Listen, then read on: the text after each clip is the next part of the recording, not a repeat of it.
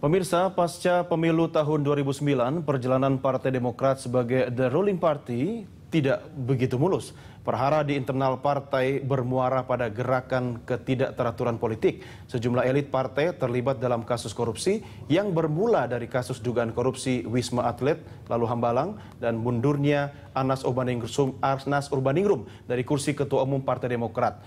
Pemirsa, di luar itu, secara tidak langsung konstruksi media juga ikut membentuk persepsi Partai Demokrat sebagai partai yang korup. Ya, kini menjelang pemilu yang semakin dekat, Partai Demokrat kembali menggadang-gadang program pro-rakyat. Program yang sejatinya harus dilanjutkan karena berkaitan langsung dengan tujuan untuk kesejahteraan rakyat. Program-program seperti kredit usaha rakyat, kemudian ada bantuan operasional sekolah atau BOS, sampai ke Jamkesmas dan Jamkesda memang merupakan program yang pro-rakyat. Lalu, dengan slogan pro-rakyat, mampukah Partai Demokrat meraih simpati pemilih dalam pemilu di tahun 2014 ini? Kita akan mendiskusikan hal tersebut dengan Profesor Ahmad Mubarok, anggota Dewan Pembina Partai Demokrat, dan juga Ari Junaidi, pengamat politik. Selamat malam Bapak sekalian, terima kasih bergabung sama kami. Sebelum kita diskusi, saya akan ajak Anda untuk menyimak tayangan grafik yang berikut ini. Pemirsa, kita lihat ini adalah visi dan misi dari Partai Demokrat. Ya, bersama masyarakat luas berperan untuk mewujudkan keinginan luhur masyarakat Indonesia mencapai pencerahan kehidupan berbangsa yang merdeka, bersatu, berdaulat, adil dan makmur, humanisme dan internasionalisme, termasuk juga di dalamnya ada demokratis dan sejahtera. Sementara kalau pemirsa Anda menyimak misi dari Partai Demokrat, diantaranya adalah memberikan garis yang jelas agar partai berfungsi secara optimal yang dijiwai oleh semangat reformasi. Kemudian ada juga meneruskan perjuangan bangsa dengan semangat kebangsaan baru, memperjuangkan tegaknya persamaan hak dan kewajiban warga negara tanpa membeda-bedakan ras, agama, suku, dan golongan dalam rangka menciptakan masyarakat sipil yang kuat.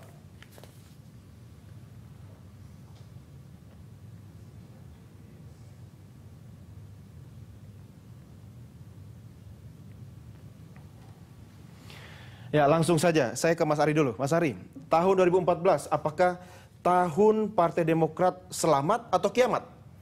Kalau saya pada pendapat yang mengatakan bahwa ini bukan eranya Demokrat lagi. Kenapa begitu? Karena kita lihat gitu ya, dari berbagai hasil survei, hanya satu survei yang kemarin di launching sama Pak SBY. Ya, tiga besar itu ya. Tiga besar. Oke, tapi hasil survei yang lain ternyata menempatkan Partai Demokrat bahkan di luar 5 besar. Ini karena apa? Karena tadi ekspektasi masyarakat di 2014 tidak sebesar ekspektasi masyarakat di 2004 dan 2009. Ketika Demokrat menjadi idola. Nah, sekarang ini Demokrat bukan idola. Bukan berarti bukan idola karena partai lain menjadi partai idola?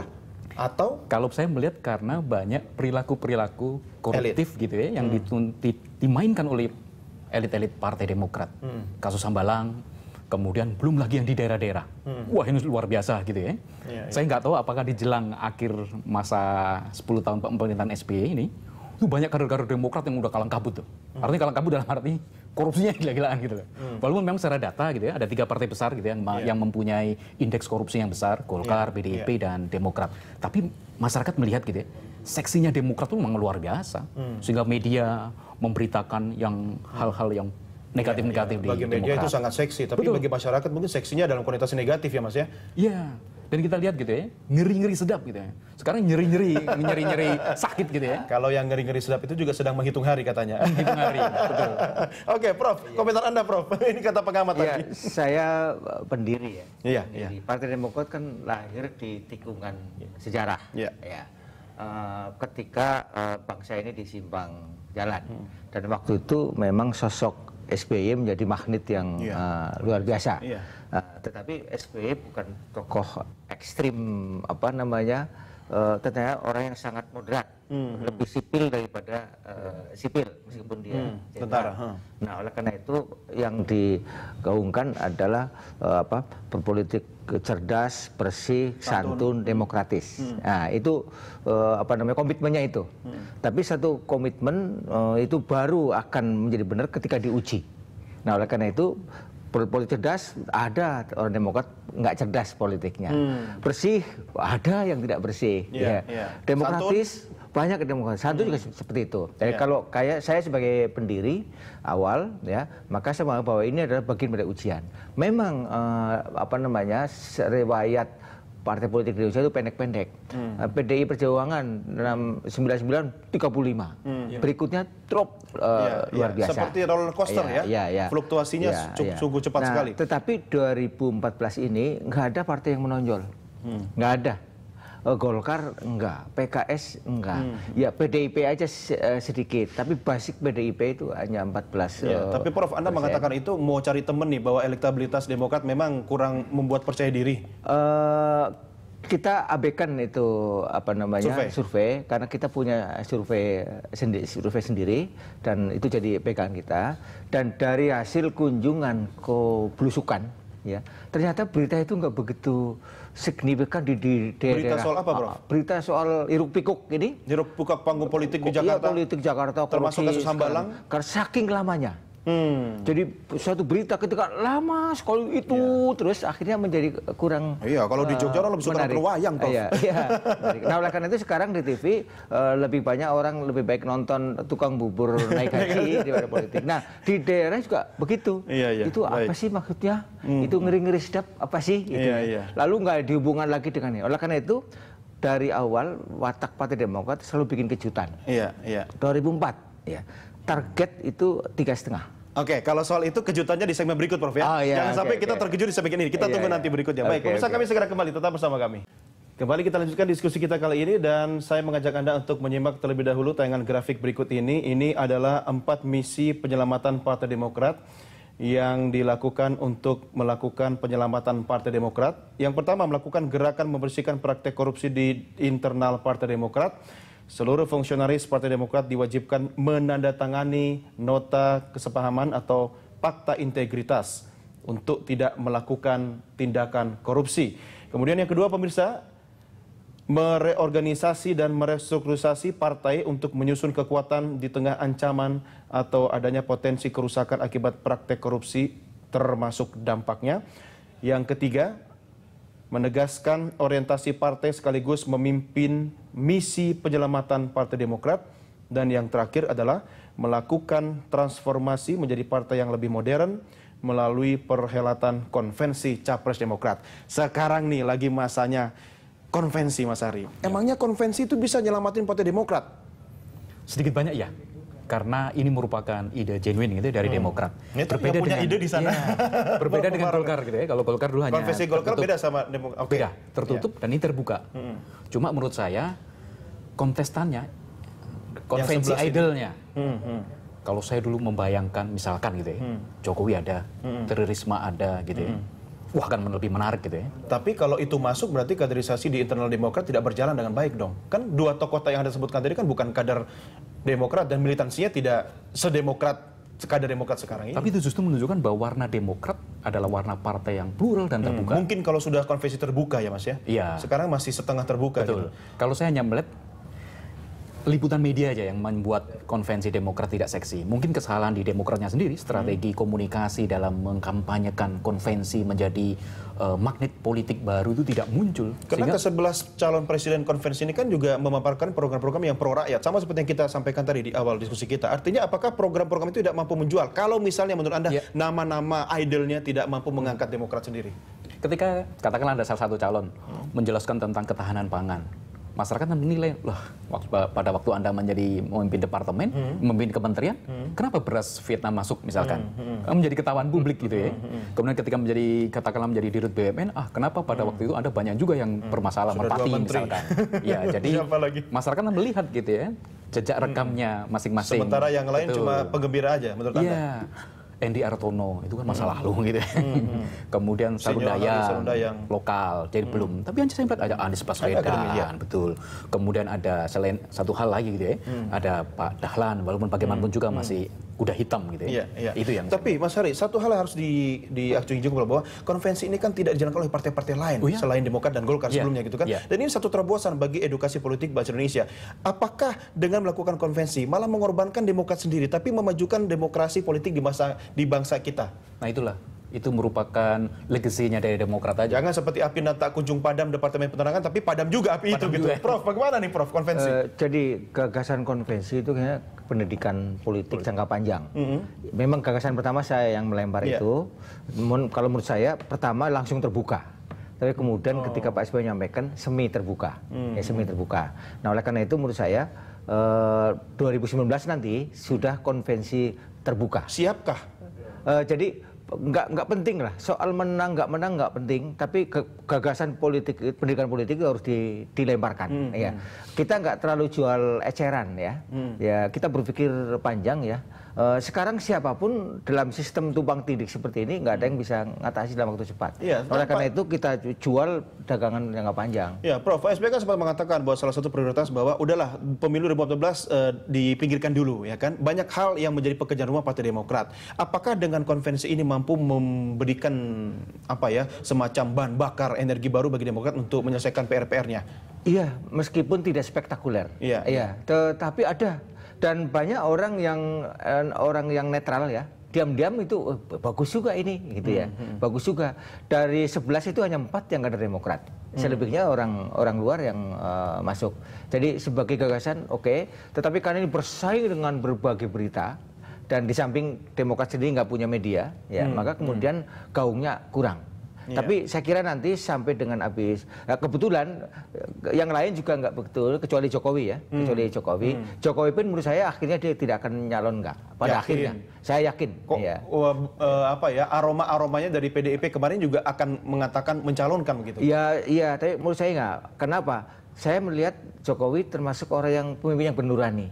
Dia nggak akan tega melihat Jakarta yang seperti ini. Tapi politik kan juga momentum, Prof. Ya, tidak akan terulang sebuah momentum. Dia bukan politisi ya. Dia bukan politisi. Dia lebih banyak orang yang kerja. Oleh karena itu, feeling saya ujungnya Jokowi tidak akan. Itu kejutan yang Anda katakan tadi.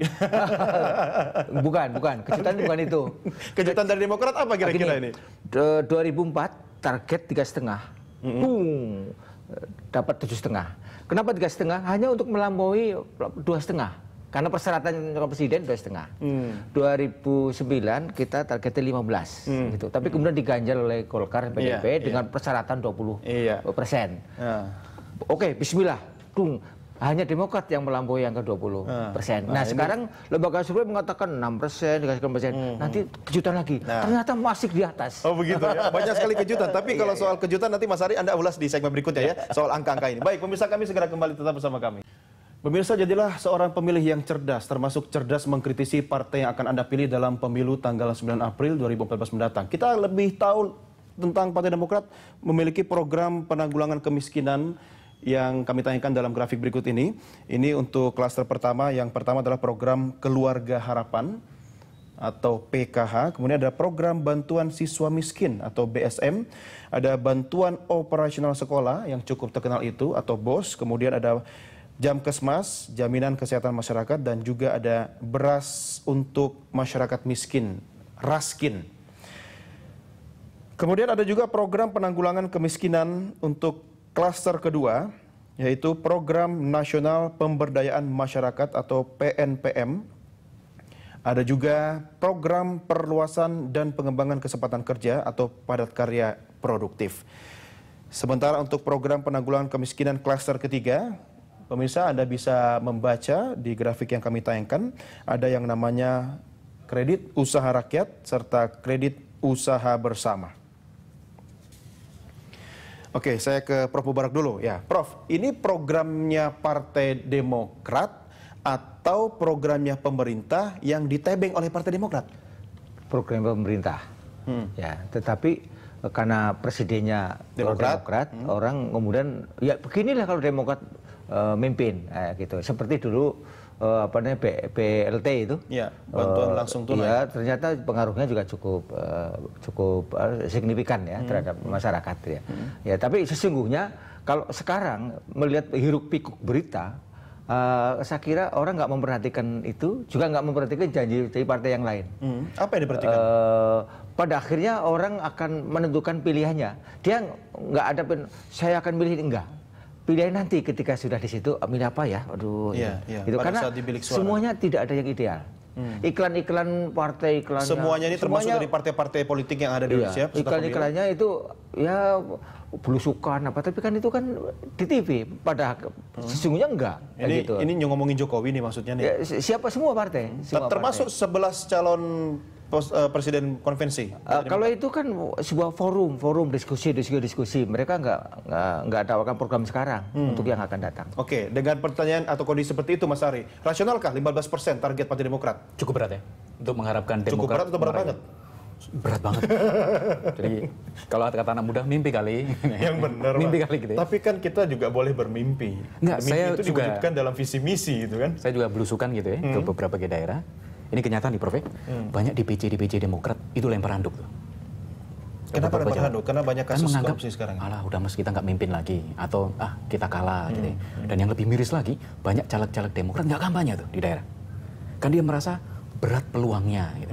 Nah, apakah rantai dari DPP itu tidak sampai ke DPC gitu ya, sehingga mereka tidak lagi seperti 2004 dan 2009 gairahnya. Tapi Mas Hari, banyak program-program pro rakyat yang sebenarnya sudah terbukti ya. Betul. Ya, harus kita akui banyak sekali program di era kepemimpinan Presiden SBY itu yang ternyata memberikan kesejahteraan kepada rakyat. Walaupun tidak semua masyarakat mungkin setuju dengan pernyataan itu. Apakah itu tidak mampu untuk mengangkat potensi Demokrat dengan caleg-calegnya nanti sehingga mampu mendulang 15%? Tapi kita ingat juga, Demokrat tuh punya spokesman gitu ya, juru bicara, dan itu dia gagal menjelaskan tentang success story-nya SBY. Ini komunikasi politiknya. Komunikasi politik ya. Dan itu kegagalan orang atau sistem dalam partai? Sistem yang memberikan kesempatan pada orang-orang ini untuk berbicara atas nama partai, sehingga masyarakat tidak melihat success story-nya SBY. Yang dijelaskan adalah tadi perilaku koruptif, mereka menyerang, gaya komunikasinya. Jadinya benar-benar ngeri-ngeri sedap ya? Iya, ngeri-ngeri sedap. Oke, baik. Saya harus menunda dulu diskusi kita. Prof, saatnya sudah pukul 19 waktu Indonesia Barat. Kita akan ikuti news update dulu. Kita akan lanjutkan di segmen berikutnya. Baik, pemirsa, tetap bersama kami segera kembali. Terima kasih pemirsa, Anda masih bergabung bersama kami. Kita lanjutkan diskusi kita, menelaah lebih jauh tentang Partai Demokrat. Mas Ari, kalau pencapresan sendiri, nih kan, hasil konvensi, kira-kira adakah satu calon presiden yang bisa diusung Partai Demokrat? Ekspektasi publik akan kecewa kalau pemenangnya dari konvensi tadi adalah masih mempunyai terah Cikeas. Artinya publik akan menilai kalau yang menang adalah Pak Pramonedi gitu ya, saya sebut namanya gitu ya. Ekspektasi publik akan kecewa. Ternyata konvensi hanya merupakan semacam panggung sandiwara gitu ya. Cuma buat stempel aja ya. Walaupun nanti akan berjalan demokratis gitu ya. Tapi kan masyarakat melihat apakah ada kerelaan dari keluarga Cikeas gitu ya. Misalkan yang menang misalkan Anies Baswedan atau Dahlan misalkan. Iya, itu lebih terkejut lagi Partai Demokrat nanti. Itu yang kejutan yang mungkin yang bisa membuat elektabilitas Demokrat akan naik. Iya, gitu tapi Pak SBY akan lebih terkejut kalau itu yang terjadi gitu kan. Tapi kalau saya melihat gitu ya, Pak SBY tentu bisa rela gitu ya. Ya, sebagai seorang negarawan pasti itu pilihan yang bijaksana. Betul. Tapi ini kan panggung politik juga Mas Ari. Apakah itu bisa diambil oleh Partai Demokrat posisi seperti itu? Bisa. Kalau saya rasa ya, untuk menyelamatkan tidak hanya Demokrat ya, menyelamatkan bangsa gitu ya. Bahwa Demokrat harus memberikan contoh. Artinya ketika itu dilakukan, Demokrat bukan kiamat dong ya, bisa malah selamat ya setelah Iya, itu akan bisa selamat ya. Prof, bagaimana Prof? Selama ini Pak SBY nggak pernah intervensi. Contohnya waktu Hadi Utomo terpilih, Pak SBY itu saya nggak setuju sama dia. Waktu kemarin maunya Andil Marangeng, yang terpilih Anas. Jadi 2 kali kongres itu bukan keinginan SBY, tapi keinginan demokrasi. Nah ini juga seperti itu, sama sekali tidak. Oleh karena itu proses itu nanti akan kelihatan. Memang nggak spektakuler ya, tetapi itu terasa ya. Dan pengamat sama pemain itu beda. Kalau pengamat wah pasti deh gitu ya. Kita pemain, oh ini harus belok kemana gitu, sampai ke ujungnya. Tapi jangan lupa Prof, ada juga penonton yang di pinggir lapangan. Kan biasanya lebih riuh dibanding pemain dan pengamat gitu kan. Jadi bagaimana menjaga, artinya begini, konsistensi hati dan pilihan penonton Anda yang juga konstituen Anda? Seperti gini, ketua PAC mundur, dari dulu terjadi sejak awal periode, udah saling pecat-pecat juga terjadi, gitu. Tapi itu biasa aja di politik, kayak gitu. Nah oleh karena itu apa yang namanya sekarang juga udah pernah dulu terjadi. Bukan cuma Partai Demokrat yang mengalami. Bukan cuma Partai Demokrat, Demokrat udah berkali-kali. Tapi persoalannya Prof, ini kan sudah menghitung hari menjelang pemilu legislatif. Nah politik biasanya nanti pemilu ditentukan oleh fenomena terakhir di bulan terakhir, minggu terakhir, ada apa nanti, itu yang akan menjadi penentu. Ya, ini perilaku pemilih ini kan sangat menarik gitu kan. Oke, kata kuncinya Prof, ini apa yang bisa Anda sampaikan kepada konstituen Anda, kepada penonton kita untuk visi misi Partai Demokrat agar tetap pro rakyat dan bagaimana mereka bisa memilih partai Anda? Kalau saya kepada publik, ya memilihlah dengan hati nurani. Nah, gitu, itu partai lain, Prof. Oh, enggak, bukan itu nurani itu tinggi sekali. Oh iya. Kalau saya pikir sinyal-sinyal koalisi nih. Kalau nurani dijadikan partai kepentingan politik, kadang-kadang mengalami degradasi. Ada yang ngomong hati nurani kok bisa menurun, ada yang ngomong menjadi haritanu. Gitu. Oke, Mas Ari, singkat saja apa yang bisa disampaikan? Pemilu 2014 posisi Demokrat seperti apa? Saya rasa ini merupakan titik balik dari Demokrat, apakah tetap berjaya atau tidak. Asal tadi konvensi berjalan secara demokratis, transparan, dan harapan publik itu bisa terpuaskan dengan masa akhir jabatan Pak SBY. Jangan sampai satu lagi, mohon maaf gitu ya. Sinabung sudah terjadi, baru berapa lama baru beliau ke sana. Jadi dibutuhkan ketegasan seorang presiden menjelang akhir ya. Jangan sampai cerita-cerita lama presiden kita lelet, jangan sampai. Janganlah. Dan semua itu akan terbukti konfirmasinya setelah pemilu nanti. Ya. Mas Ari, terima kasih bersama kami. Prof, terima kasih. Sampai kita ketemu lagi.